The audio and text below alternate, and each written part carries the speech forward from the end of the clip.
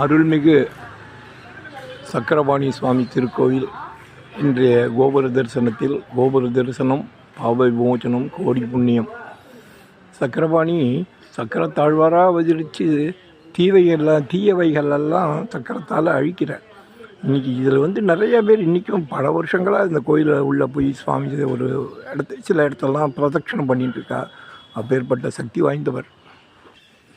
சக்கரபாணியே சரணம், சக்கரபாணியே சரணம், சக்கரபாணியே சரணம், சரணம் சரணம் சரணம். கோபுர தரிசனம், பாப விமோச்சனம், கோடி புண்ணியம், கோடி புண்ணியம், பாப விமோச்சனம்.